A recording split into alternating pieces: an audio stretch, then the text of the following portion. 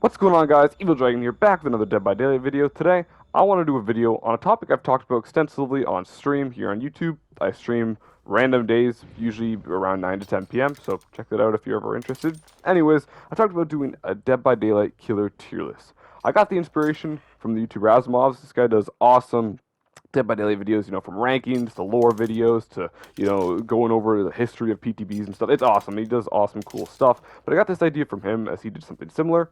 But now I want to do my own style, plus more killers have come out.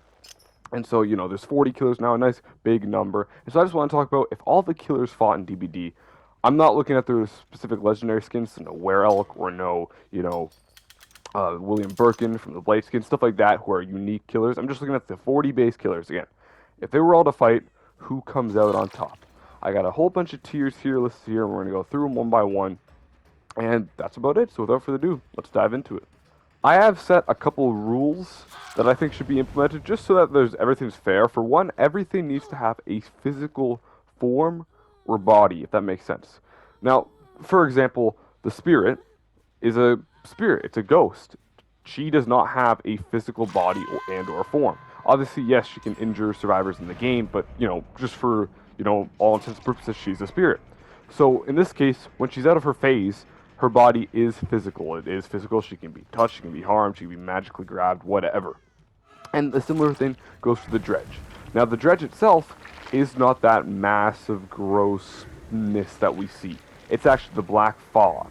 Now, does that mean someone like, again, the spirit, let's say with her blade, could she damage the dredge? Hint, hint. No, it is a black fog, it is just that creature. That, again, it's not the massive whatever the heck the stuff is, it's just the fog. So again, that means, yes, it's still physical, though, so that maybe a more powerful being, like Dracula, with his magic, could still harm the dredge.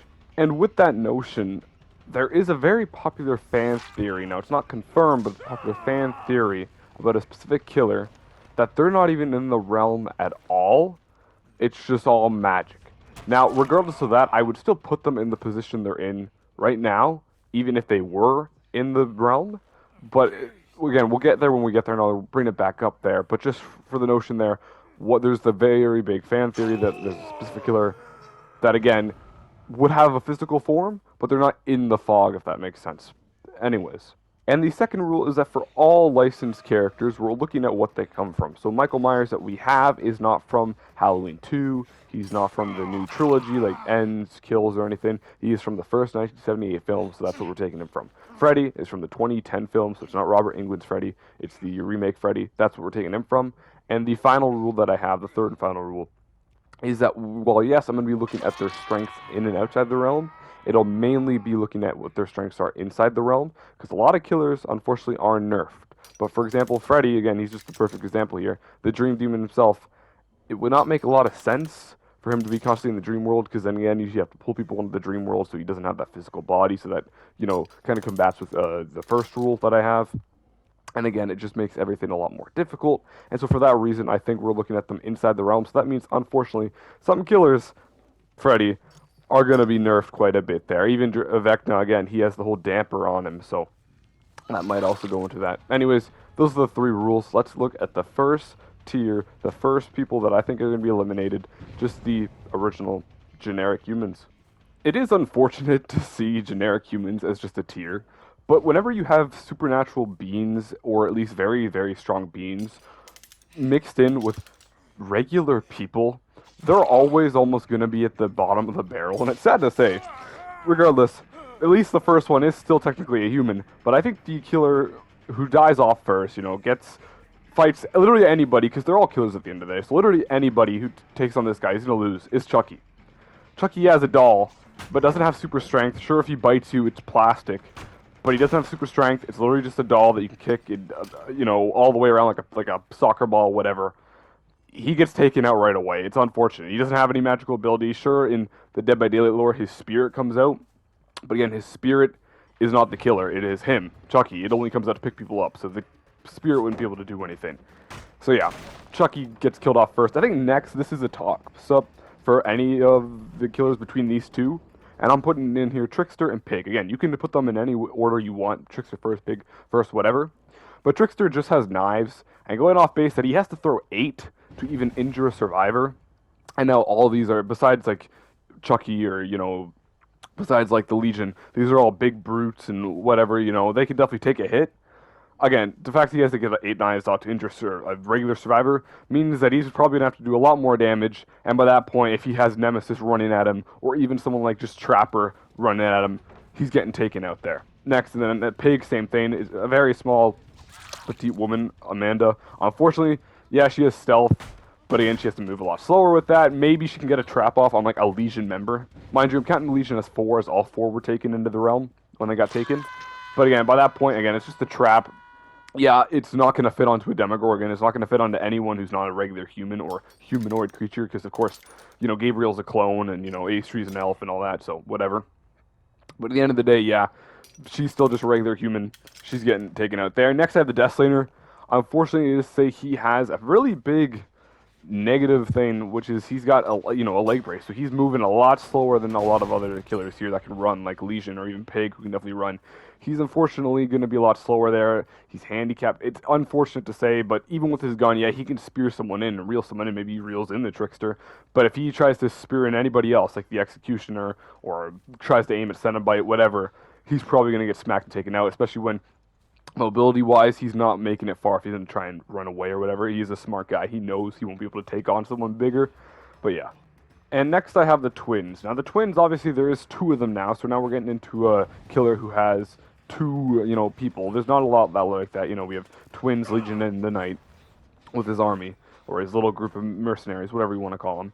But unfortunately with the Twins, Victor's in the same kind of situation as Chucky. Well, yeah, technically he is now something supernatural, a dead twin come back to life due to the entity's power, so he's got something in there, whatever. He's still fleshy and pretty much just a small little human that is absolutely getting destroyed by someone a lot bigger. And then Charlotte, of course, yes, she has a lot of experience trying to survive and whatnot, but going against other people who actually are like her, again, killers, and just trying to also, and some aren't just trying to survive, some are doing this out of pleasure, like who we have next. It is unfortunate, but I think she goes here, because especially if Victor gets absolutely destroyed by, say, just a xenomorph just taking out this small child, then yeah, she would probably be distraught and just fall to her knees or something, and then she gets taken out as well. Next, I have the Skull Merchant, who does have her drones that would probably slow down people. I mean, in the state she's in right now, she doesn't have that EMP that we know she's getting in the future, apparently. But, so she's just slowing people down, moving towards them. And again, if they get a claw trap, like, could you just imagine the Hillbilly zooming forward, getting a claw trap? I mean, Hillbilly has fought off dogs and bullets and all sorts of other things, so that's going to be like nothing to him, for example. Again, Michael Myers, who's very durable, just walks it off. So pretty much all these big killers, again, maybe not the Legion or whatnot, but there's 4 of them. They're just walking forward. They get a claw trap. Okay, whatever. For the majority of the killers, they're just going to keep walking, and they'll be slower, but that's really all Skull Merchant has, so she's being taken out there. Next, I do have the Legion. Yes, there's 4 of them. They have a lot of them. But at the end of the day, altogether, I think they've only killed like 1 person in the gas station, and then of course, they buried the body up in Ormond, and then they got taken to the fog, pretty much following Frank in. So there is 4 of them. They're all teenagers at the end of the day. Yes, they're clearly given maybe some little bonuses due to the entity, like their Feral Frenzy, or maybe even some strength to be able to pick up some full-grown adults. I mean, Chris, who punches boulders, the fact that the Legion can pick him up, and he's definitely very heavy, says a lot about what they have thanks to the entity. Regardless, yeah, they probably, even though there's 4 of them, if they come across any bigger target that isn't another human, even the next human who I have, which is Bubba, again, if all 4 of them run up to him, he might just chainsaw them all down. So, or if they try to go ahead and fight, the Trapper, they're going to fall into a trap, potentially. So, regardless, that's why I'm putting the Legion here. Next, like I said, I do have Bubba. And Bubba, of course, he is going to be able to do some big damage, even to some of the other heavier targets, Like, if he tries to come across the Huntress, and he does get up close, Chainsaw's going to do big damage, but at the end of the day, I don't think he has the mental capacity to do any big damage. He might just panic, he might just, freak out and start doing his tantrum thing in his own corner, so he really just needs, like, a Huntress to hatchet him from away. Or maybe, if the Slayer, again, wasn't taken out right away, he spears him, draws him in, but then again, he's still swinging that chainsaw because he took the hit, because, he is a big dude. So who knows. After Bubba, I have Ghostface, the second highest in this tier. Ghostface, I think, would only be up here because Ghostface is known to be very stealthy. This Ghostface in particular, Jed Olsen here, It's not, Matthew Lillard's Ghostface from the movie. This is Dead by Daylight's own original take on Ghostface, and he was a successful serial killer who was known to be very stealthy and whatnot. But at the end of the day, maybe a more stealthy character like Michael Myers just pops up behind him when, Ghostface thinks he's being stealthy, and he gets grabbed and he can't do anything. Or maybe the Wraith appears behind him, or Blight pinballs around and just happens to find him behind a tree. You never know. So in that case, I think Ghostface gets here. At the top, I really wanted to put Trapper in my enhanced humans, because it's definitely shown that he has some durability, considering, he's definitely fought against the entity, he's got all those hooks in him. So it's known he's been a little bit rebellious, and the fact that he has that and can still move around and do what he does, he clearly has some sort of durability factor. He definitely take a lot of pain, but that also might just be a lot of pain tolerance. He's been in the realm for a long time, to our knowledge. So with that, I don't really think he has any insane strength feats. In the lore, I looked, couldn't really find anything that shows him overpoweredly strong to be an enhanced human like Hillbilly. But at the end of the day, I think he would be the toughest here in this generic humans category, so he gets put here at the top of this tier. Now next we have the enhanced humans category, which doesn't necessarily mean they're just very strong physically. Maybe they'll have a little bit of magical powers, like the very first who I have at the bottom of this tier, which is the Wraith. The Wraith can go invisible, and that's not a normal thing people can do. But at the end of the day, he's still just a regular person. Doesn't seem to have any sort of super strength or whatever. I mean, he did rip Azeroth's spine right out of him. That is definitely something. But again, just going invisible. If he comes against any of the other, I think, people in this tier, for the most part, he's probably going to lose a fight, especially when just a spine with a kind of skull on it isn't the best weapon against like a blade or an axe or anything like that. Moving on, I have the Nurse, who does have, her hacksaw, so again, maybe this, it's not quite a solid blade, so maybe it wouldn't be as good of a spine as like a blunt weapon, but she definitely has some sort of telekinesis. These two could definitely be switched, but when she grabs people out of lockers, or when she's doing her mori, or doing certain things, she clearly has some sort of like telekinesis with her hands, how they go like all burnt and crispy into her, when she's blinking around as well. But the biggest reason why I think she's at the bottom, maybe again, she could switch spots with Wraith. The biggest thing is whenever she does blink, it's deemed as painful to her, which is why, that's why she gasps and, kind of cries out in pain and goes into that fatigue state because she's in pain. So if she gets caught at the wrong time, maybe she's blinking away, but she blinks right into the Cenobite, then yeah, she's getting absolutely ripped apart, which is unfortunate because, again, she's a cool character, very powerful video game-wise, but lore-wise, she's not super up there. Next, I have the Hag, which Hag is in a very similar situation to the Nurse, and that she's a very small person, like the Nurse, probably not super physically strong. She can teleport around. Her claw probably isn't the best weapon, but just her magic really just allows her to teleport around. I'm sure the hexes do other things as they do in the lore, but strictly looking at also, her game mechanics, and if she even has the time to do a different hex, as the only hex we see her really put down is the one that allows her to teleport. So again, if she tries to do another one, maybe it takes longer, maybe it takes shorter, and she gets major damage off. But again, especially physically, if she comes across literally anybody higher, like maybe the Knight and his little band of mercenaries, or the Nemesis or anything, she's getting taken out, so that's why I have her here. Next, I have the Clown, and the Clown, while definitely being physically strong, I think, and of course his bottles are going to do some stuff, obviously make him faster, make everybody else slower, mess up their vision. I think the issue comes down to he's clearly very sloppy. It's shown in the lore that he's always constantly moving around later on in life from his kills because of how, messed up his kills are. Not in, okay, everyone kills and it's messed up, of course. But what I mean is he's very sloppy. He just doesn't cover his tracks too much, so he always has to move from place to place because, all the authorities are catching up to him. Just as well, he's always a glutton.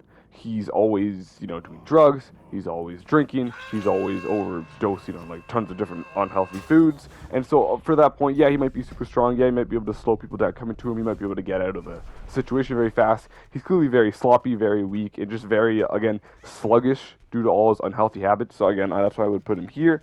Next, I have the Doctor, and the Doctor, while not physically strong, all those electricity, abilities that he has, from the giant shock to the shock therapy, definitely being able to make people slowly run away from him. I think he'd take down the small fries very, very quickly. But again, anyone bigger who can actually tank a hit, like the Hillbilly or Nemesis or the Oni, anyone who just comes across him, he's going to get totaled. They'll just tank the electricity.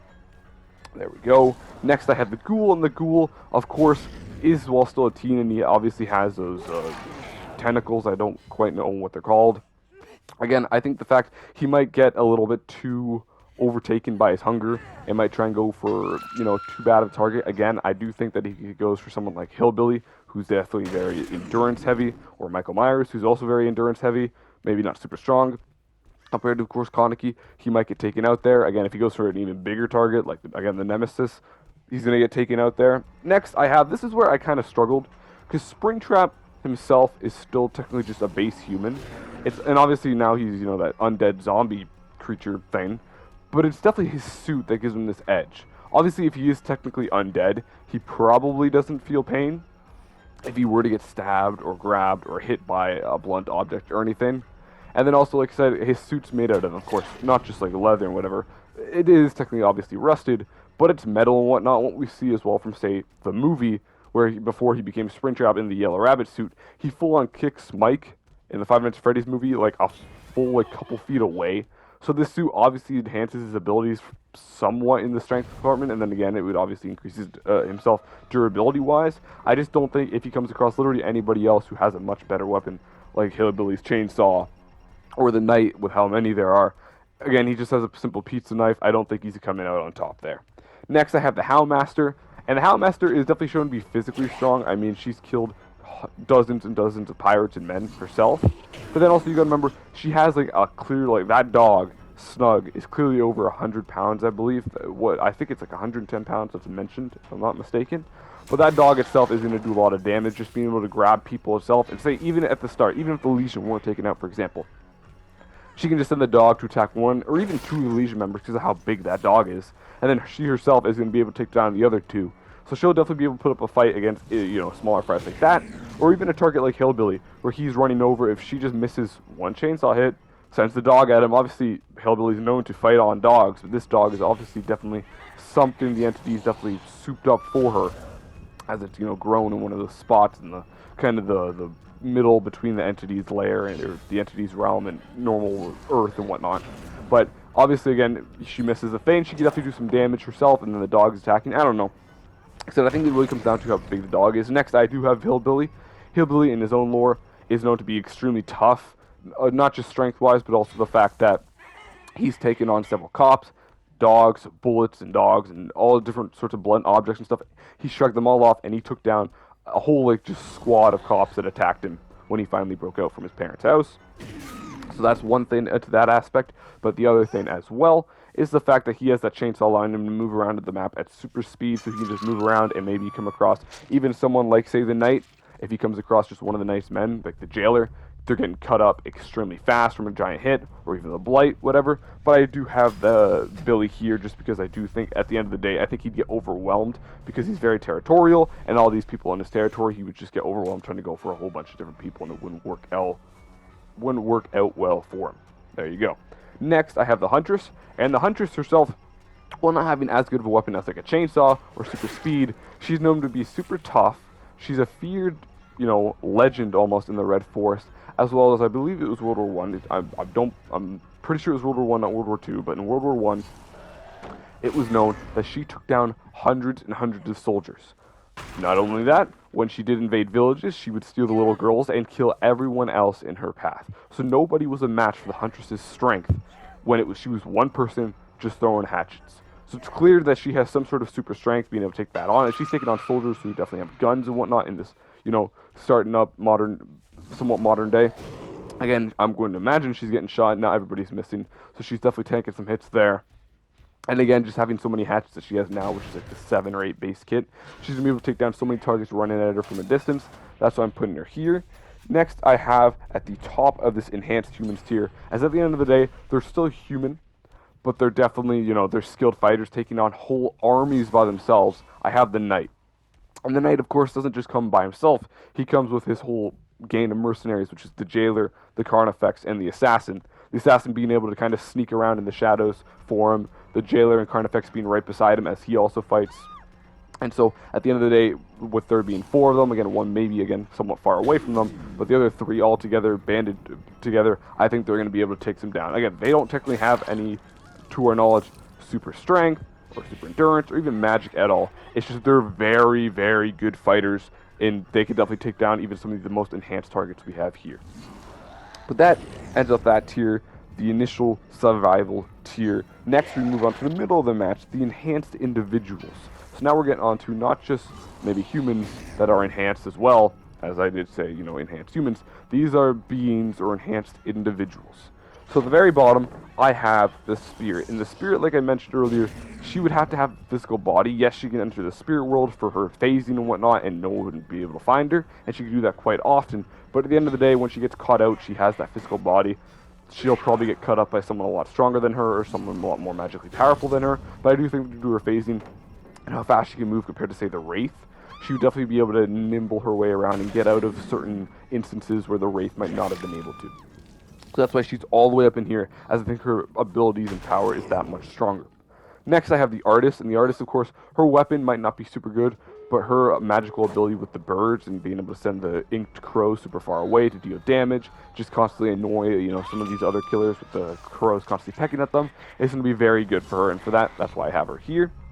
Next, I have Freddy, and as I mentioned, Freddy's been nerfed quite a bit. He's not technically an enhanced human. He still has quite a lot of different powers, from his dream snare to his dream pallets, but obviously he's not taking anyone into the dream world here. Even if they were on a timer, it doesn't matter. I doubt even some of these killers are going to be put to sleep. I mean, how do you put the Unknown or the Dredge to sleep, right? It doesn't really make a whole lot of sense, and for that reason, I think I have him here. His weapon's pretty solid as he knows how to use it. He's not necessarily a non-veteran killer, but at the end of the day, I think he comes across anyone any stronger. He's being taken out. Next, I have the Plague. And the Plague herself might not be super strong, or might not be super, magically powerful or anything like that. What she does have going for her is the fact her sickness. Her sickness on any of these higher characters, any of the lower characters, and any character, even like the Blight, who the Blight's already somewhat super strong himself due to his Blight serum, but seems to be on the verge of being like kind of somewhat infected by his own. I mean, of course he's infected by his own Blighted serum, but almost like negatively infected, if that makes sense. And so one little drop from the Plague's sickness, again, that was 2,000, a couple thousand years ago, that no one would have any, natural resistances to, as it's probably an extinct plague, she would definitely be able to do some major damage just by infecting a whole bunch of different people that way. And killers, again, a lot of the lower killers, and even some of the higher killers, even the Singularity deemed to be, a higher life form. It's still an organic life form at the end of the day. Yes, an AI, but it has an organic body, and if it gets plagued, it might get sick, it might start to, has all sorts of negative effects we don't know, and be taken out by maybe the Plague herself, but probably a more interesting target. Again, I think she would last long due to her making a whole bunch of different killers weak and sick. But yeah, that's where I have her here. Next, I had the Blight, and like I said, the Blight is obviously some crazy, incredibly fast killer, and also somewhat probably super strong due to his Bladed serum. But again, at the end of the day, the Blight is still kind of weak and hunched over, can't always use the Bladed serum. Obviously, after he does his Blight rush, he has to inject himself again and take a moment to kind of compose himself and get all his rushes back. So that's why he's here. But again, I can definitely see him pinballing around, taking us from the weaker targets, hitting even some of the stronger targets with this cane, like say the Nemesis. Before the Nemesis could even grab him with his fist or his tentacle, he just bounces away. And so for that's why I have him up here. Next, this is probably very controversial, but we have Michael Myers, the literal embodiment of evil, at least in the Dead by Daylight sense. As we know, according to David Gordon Green in the new trilogy, he is a human. But in the Dead by Daylight sense, he's clearly definitely supernatural, extremely tough, extremely has some good endurance, very quiet, very good at stalking. Even though Ghostface at the end of the day, for example, is still just a human stalking around. Michael Myers is literally the embodiment of evil, appearing in shadows, appearing around the corner where you least expect him, stalking him. So it's kind of like I mentioned how earlier, with Ghostface might be stalking everyone from a distance, there's Michael Myers even farther away stalking the Ghostface, for example. So I think Michael will take his time to build up, stalk, maybe go for a target. And due to his endurance, he's definitely going to be taking some massive hits from killers, even such as the Huntress or whatnot. But eventually he's going to come across an even bigger, more powerful target, maybe like Vecna, or again, maybe Dione, and his endurance that he has will not last against them. And then after the literal embodiment of evil, we have Albert Wesker, the probably most powerful human on this list, the most powerful superhuman on this list, as due to the Ouroboros virus, he's everything from peak strength, peak endurance, peak speed. He's probably the most, peak human on this entire list, and he is actually the final human that I have on this list. But it makes sense. I mean, he's able to run around extremely fast, tank a lot of hits. The only thing that can really kill him is a rocket launcher, and plus all this other stuff. And of course, from the Ouroboros virus, being able to infect some of these other killers, even the weaker ones, he could definitely even take on the Nemesis. I do think the Nemesis, for example, would eventually take him out. But again, it's a superhuman versus a mutant, or sorry, a bioweapon. And so going head to head, again, eventually he's definitely able to take down and even fight some of these higher beings, but he will go down eventually. And again, that's why he's lasted all this long into the top 13 here. Then, at the top of this enhanced individuals tier, I have the singularity. And as I mentioned, the singularity is deemed a higher organic being, not only as itself, even though it's in a weird body, but due to, I guess, its own programming. It is an extremely intelligent AI after all. So you enhance its AI with its own body and whatnot, and that it has, and of course it goes into this overclocked mode where it can take a whole bunch of hits from stuns. It's a lot faster. It can vault faster. It's obviously a lot more powerful than just a generic human, and not to mention its giant claws can do some big damage to pretty much anything that isn't extremely, durable, as well as it's able to dematerialize and rematerialize its own body anywhere around the entire map of this so-called battle royale. And for that reason, the fact that it might be taken down, its body might get weak, but it can just dematerialize and rematerialize somewhere else. Again, unless it comes across one of these almost top 10 beings above it, I think almost purely physically wise, there's nothing that can match this, again, purely according to its own AI, very intelligent life form, its own perfect organic life form. And so next we have the Empowered Beings. Now we're getting into the near top 10, the top 11 here, with 3 more tiers to go. The Empowered Beings are beings or creatures that are extremely powerful. And the bottom of this tier, I have the Demogorgon. The Demogorgon, of course, is shown to be extremely fast, extremely durable, and extremely aggressive. Definitely going to be able to take down most of the humans, even though there are some superhumans, as just previously mentioned, like Wesker or the Singularity, who can disappear. I doubt they're really doing any damage. I mean, maybe the Ouroboros, sure, but, he's got a basic knife, or again, even the blade, it might not do a whole lot of damage to the Demogorgon, so for that reason, I'm putting it here, especially being aggressive. But there's one more creature-like, alien type being that is, of course, higher, as we'll get into that there. But after I have the Unknown, I think the Unknown alone, with it just being, of course, in its lore, it's probably a lot stronger. But what we see and what the killer is in, of course, Dead by Daylight, yes, it can clearly steal some sort of soul or something out of the Mori. It sucks up some sort of stuff.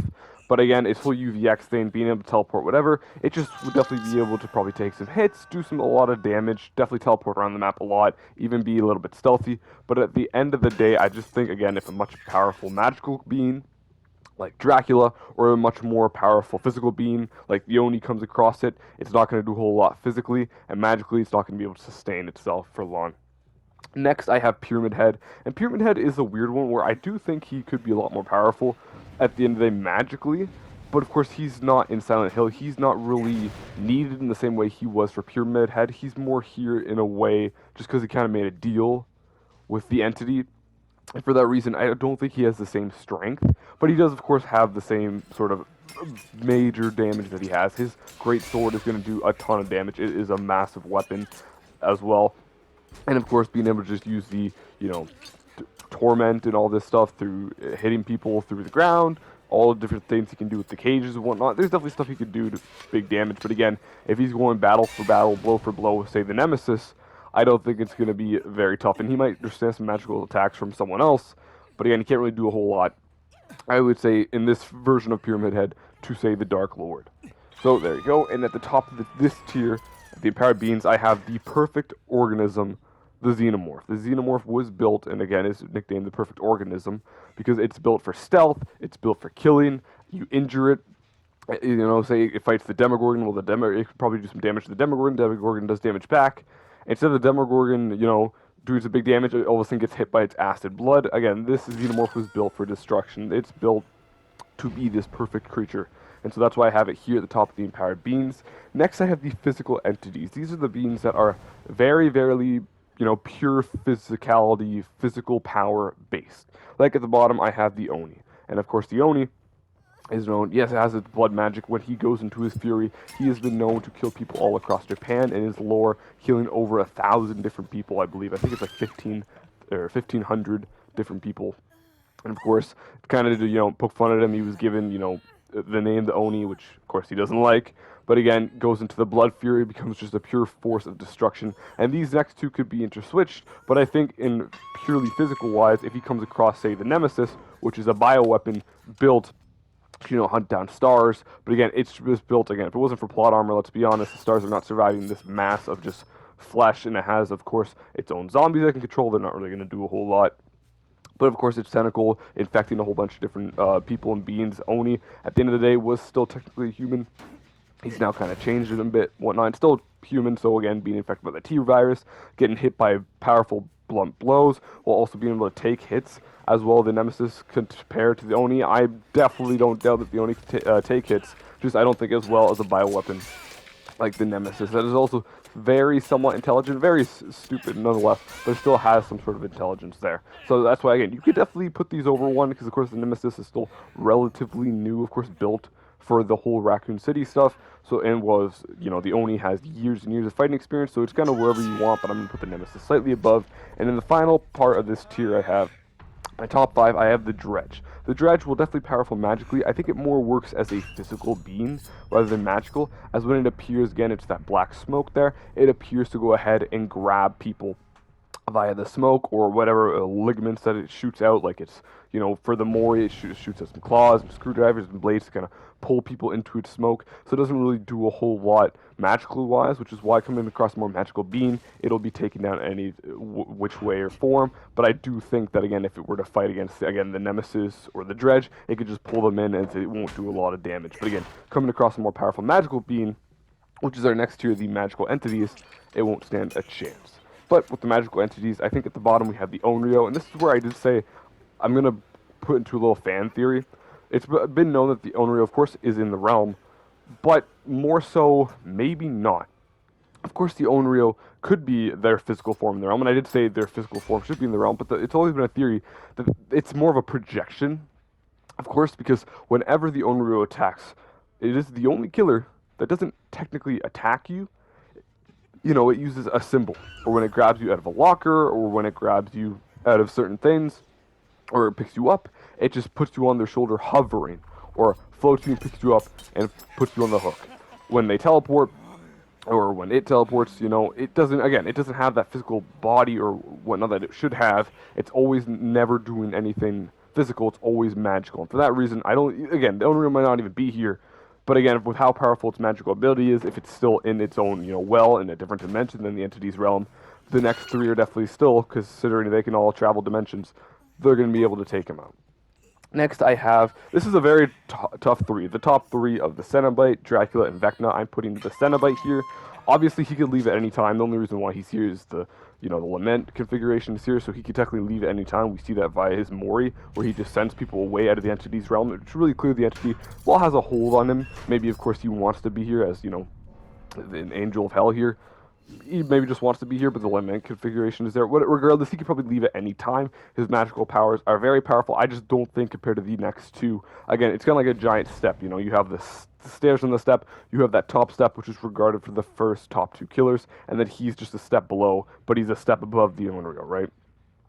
But moving on, like I said, I don't think he's going to be in that top 2 as much as the top 3 is. But moving on, we have, again, Vecna, the Lich King, or the Dark Lord Dracula. This is honestly a coin toss. I put Vecna above in the first place, being the winner of the supposed Battle Royale. I mean, he's literally nerfed by the entity. He has to be nerfed by the entity because of how powerful he is. Traveling dimensions, taking over dimensions, mastering all sorts of dark magic, whereas at the same time, Dracula the Dark Lord is very powerful, being able to go ahead and move his castle around different dimensions, distort certain things. Of course, he's also a vampire, having all of the magic that comes with that. So again, this is an absolute toss-up for whoever you want to win. If you think Dracula and all his dark magic and power is winning, he wins. If you think Vecna, the fact that he's the only killer who has to be nerfed and can travel dimensions, takes over dimensions, and wanted to come to the entity's realm because he thinks he can take it over, there you go. Again, I put it on Vecna for that reason alone. Again, that he's so powerful, he has to be nerfed. But if we take all those nerfs off and whatnot, does he win? Who knows? But that was my killer battle royale. Of course, more killers are going to come out in the future, so I might come back to this a year from now when there's more killers out to see maybe if more powerful beings have been entered into the entity's realm that are more powerful than Vecna. But I hope you guys did enjoy nonetheless. Maybe leave a like, maybe leave a nice comment down below, maybe hit that subscribe button, retain that little bell, and I'll see y'all next time for some more Dead by Daylight. Bye, everybody.